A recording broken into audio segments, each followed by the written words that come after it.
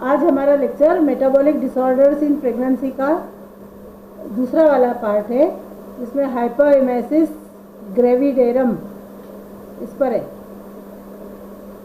Hyper का मतलब तो सब लोग जानते हो, अधिक होना। इमेसिस मतलब वोमिटिंग। Gravidarum means pregnancy. तो प्रेगनेंसी के समय जो एक्सेसिव वोमिटिंग यदि हो प्रेगनेंसी में, तो उसको कहा जाता है hyperemesis gravidarum, excessive vomiting in pregnancy. अब इसके कारण क्या है, क्यों हो जाता है? तो इसके जो कॉजेज है उसमें है वेट लॉस 5% और more of pre pregnancy state, plus cos नहीं है ये एक्चुअल में, एक्सेसिव वोमिटिंग इन प्रेगनेंसी मतलब हाइपरइमेसिस ग्रेविडेरम होने के कारण क्या क्या इसका इफेक्ट पड़ता है, ये क्या कॉज करता है प्रॉब्लम, वो है पार्ट, टियोलॉजी नहीं है ये।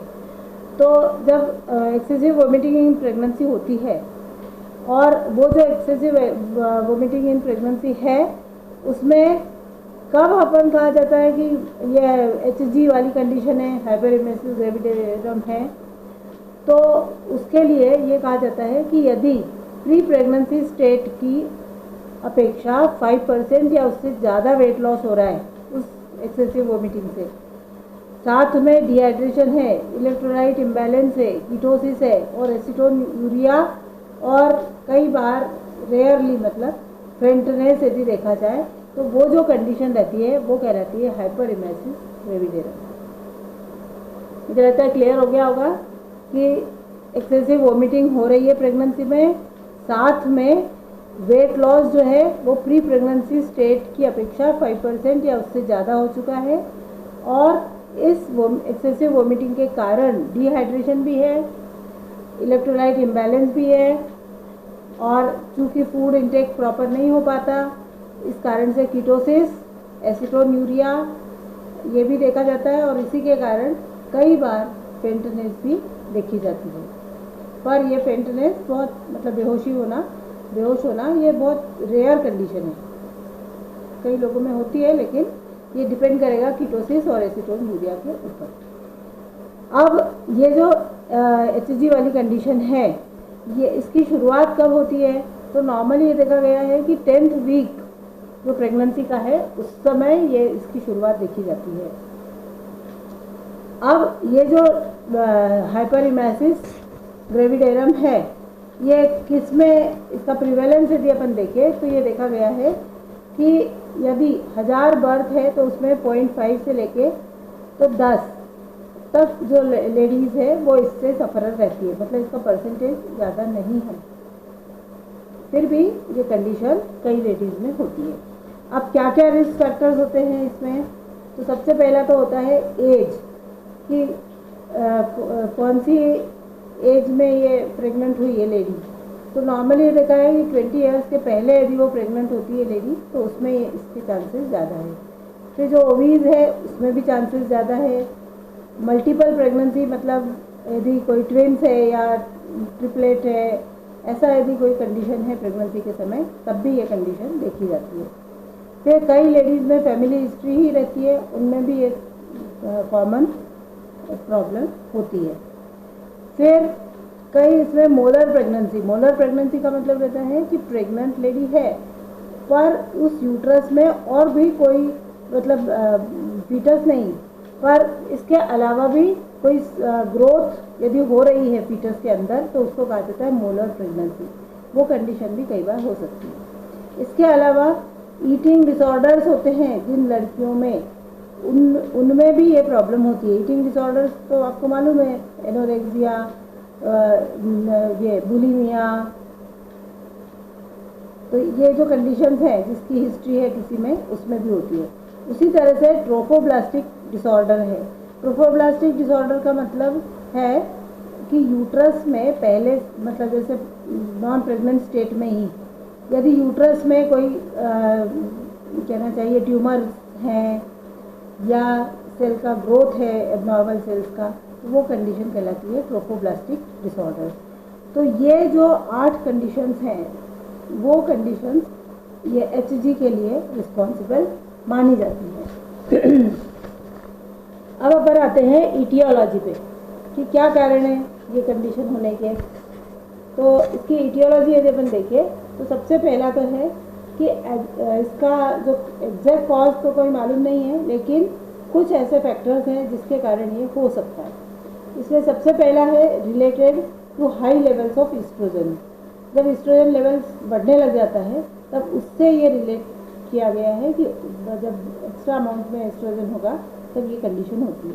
वैसे भी आपने देखा होगा कि जब भी कोई लेडी प्रेग्नेंट होती है तो मॉर्निंग सिकनेस देखी जाती है, क्योंकि ये हार्मोनल लेवल्स में चेंजेस आते ही हैं और उसी के कारण वो मॉर्निंग सिकनेस होती है।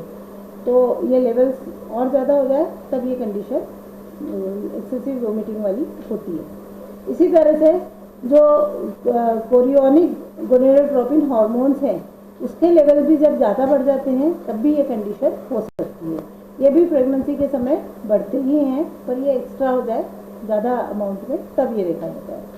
इसके अलावा क्या होता है कि जब प्रेगनेंसी होती है तब ऐसे समय में इंटेस्टाइनल जो मोटिलिटी है वो और गैस्ट्रिक एम्प्टिंग, जो पेरिस्टाल्टिक मूवमेंट है उस पर प्रेशर पड़ता है और उसके कारण से जो इंटेस्टाइन है उसकी मूवमेंट स्लो हो जाती है और स्टमक जो है वो भी धीरे धीरे खाली होता है। तो उसके कारण भी ये कंडीशन होती है। तो किसी किसी इसमें ये ज़्यादा प्रॉब्लम देखी जाती है, किसी किसी इसमें कम। इसी तरह से कई लोगों में ट्रांजिएंट हाइपरथायराइडिज्म प्रेगनेंसी के समय देखा जाता है। मतलब ऐसे ही प्रेगनेंसी के समय थायराइड हार्मोन जो है उसके सिक्रीशन पे असर आता है और BMR बढ़ता है, सबको मालूम है। तो ये इसी के कारण बढ़ता है। तो वो जो चेंजेस आते हैं थायराइड हार्मोन्स में उसके कारण भी ये कंडीशन होती है। कई बार लिवर का डिसफंक्शन भी देखा जाता है और ये यदि हो जाए तब इसमें जो एंजाइम्स है वो बढ़ जाते हैं, ट्रांसएमिनेज एंजाइम। उसी तरह से बिलीरुबिन का लेवल भी बढ़ जाता है। कई बार प्रोथ्रोम्बिन टाइम जो है वो एबनॉर्मल हो जाता है। तो यदि लिवर डिसफंक्शन है प्रेगनेंसी के साथ तब ये कंडीशन होने की संभावना बहुत ज़्यादा होती है। उसी तरह से कई लोगों में विटामिन B कॉम्प्लेक्स की भी डेफिशिएंसी देखी जाती है। तो जब B कॉम्प्लेक्स डेफिशिएंसी हो तब भी उन लेडीज़ में ये प्रॉब्लम होती है। इसी तरह से यदि जो सेक्स स्टेरॉयड हार्मोन्स है उसके लिए कई लेडीज़ में सेंसिटिविटी बढ़ जाती है, तो ऐसे समय में भी ये कंडीशन होती है। साइकोलॉजिकल फैक्टर्स भी बहुत ज़्यादा इम्पॉर्टेंट है। बहुत सारे लोग जो लेडीज़ रहती हैं वो जब प्रेग्नेंट हो जाती है तो बहुत ज़्यादा एंजाइटी में आ जाती है, स्ट्रेस हो जाता है उनको। कई लोग बहुत ज़्यादा अटेंशन सीकर टाइप की हो जाती है। किसी किसी का जो नेचर है वही चेंज हो जाता है, तो निगेटिव थॉट्स ज़्यादा रहते हैं। तो ऐसे जो भी प्रॉब्लम होंगे उन लेडीज़ में भी ये कंडीशन होने के चांसेस बहुत ज़्यादा होते हैं। तो ये जो इटियोलॉजिकल फैक्टर्स है ये मैंने आप लोगों को बताया। अब इसकी अपन आते हैं पैथोफिजियोलॉजी पे कि क्या क्या इसकी पैथोफिजियोलॉजी क्या है। तो जैसे कि पहले ही बताया था मैंने कि चूँकि हार्मोनल इम्बैलेंस हो जाता है प्रेगनेंसी में और उसके कारण ये जो मॉर्निंग सिकनेस वाली कंडीशन है वो होती है। और उस मॉर्निंग सिकनेस में जब एक्सेसिव वोमिटिंग हुई, मतलब HCG वाली कंडीशन हुई, तो उसके कारण क्या क्या देखा गया। और वैसे भी मॉर्निंग सिकनेस है और उससे भी ये कंडीशन हो सकती है यदि प्रॉपर केयर न की जाए तो। अब एक्सेसिव वोमिटिंग जब हुई तब उसका असर काय पे पड़ा। तो सबसे पहले तो डिहाइड्रेशन एक हुआ और दूसरा एक्सेसिव वोमिटिंग है इसलिए खाया पिया नहीं, स्टार्वेशन हो गया। तो ये जो दो कंडीशन है इसके कारण फिर ये कंडीशन जो रहती है ये बिगड़ती जाती है। यदि मॉर्निंग सिकनेस के समय भी ये दोनों कंडीशन को कंट्रोल कर दिया जाए, स्टार्वेशन और डिहाइड्रेशन, ऑटोमेटिकली ये कंडीशन नहीं आ पाती, या हो भी तो उसका असर ज़्यादा बुरा नहीं होगा। अब इसमें क्या क्या देखा गया। डिहाइड्रेशन हुआ तो उसके कारण हीमो कंसंट्रेशन बढ़ गया। नेचुरल है कि फ्लूइड कम हुआ है इसलिए जो सेल्स का वॉल्यूम है वो बढ़ गया। उसके दूसरा इसके अलावा क्या हुआ, यूरिन में चेंजेस आए क्योंकि डिहाइड्रेशन हुआ है तो यूरिन कम हो जाता है, इसलिए लिखा है कि ओलिग्यूरिया हो जाता है। यूरिन भी कंसंट्रेटेड हो जाती है और यूरिन में जो क्लोराइड है उसकी लेवल कम हो जाते हैं। उसी तरह से कीटोन, फिर दूसरे इसमें अपन इसका ऊपर आते हैं, फिर डिहाइड्रेशन से रेज्ड ब्लड यूरिया लेवल भी बढ़ेगा, क्योंकि ओलिगोयूरिया भी हो रहा है और रेज्ड यूरिया, इसीलिए ब्लड यूरिया लेवल बढ़ जाता है। अब स्टार्वेशन हुआ, खाया पिया नहीं, तो उसके कारण इमेसिएशन, मतलब बहुत ज़्यादा दुबलापन जो आ जाता है व्यक्ति में, जैसे मालनरिश्ड कम्प्लीटली, वैसा वाली कंडीशन हो जाती है। फिर पॉलीन्यूराइटिस डेफिशिएंसी होने लगती है बी कॉम्प्लेक्स की, और उसके कारण पॉलीन्यूराइटिस, और उसके कारण फिर ब्रेन के ऊपर असर पड़ता है, इंसेफेलोपैथी। फिर इसी तरह से वर्निक्स डिसीज़ हो जाती है स्टार्वेशन के कारण। ये भी वही कंडीशन है कि डेफिशिएंसी प्रोड्यूस हो जाती है और उसके कारण ये डिसीज़ होती है। हेपेटाइटिस भी देखा जाता है, कीटोसिस हो जाता है, और इनके कारण कीटोन्यूरिया, प्रोटीन्यूरिया और बॉइल सॉल्ट्स, ये सब भी अपने आप ही यूरिन में बढ़ जाते हैं। और इस कारण से ये जो एक्सेसिव वोमिटिंग हुई, उसका असर बॉडी के ऊपर खराब पड़ता है, मदर के भी और बेबी के भी। अब सिम्टम्स, ये तो मदर पे बता ही दिया कि एक्सेसिव ये जब कंडीशन होगी तो इस तरह से ये सब चीज़ें जो हो रही है वो मदर के ऊपर हो रही है। अब इसके सिम्टम्स क्या क्या हैं? तो severe vomiting, weight loss, dehydration, ketosis, constipation, nutritional disorders, vitamin B1, B6, B12 deficiency, metabolic imbalance हो जाता है, कीटोएसिडोसिस या थायरोटॉक्सिकोसिस, ये भी देखा जा सकता है।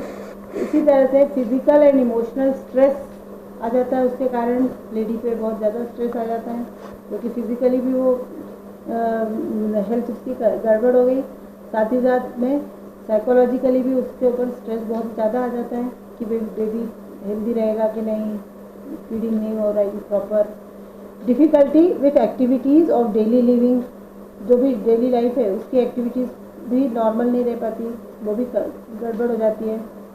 पर्टिकुलरली यदि लेडी अकेली है घर चलाने वाली, तो उसमें और प्रॉब्लम हो जाती है।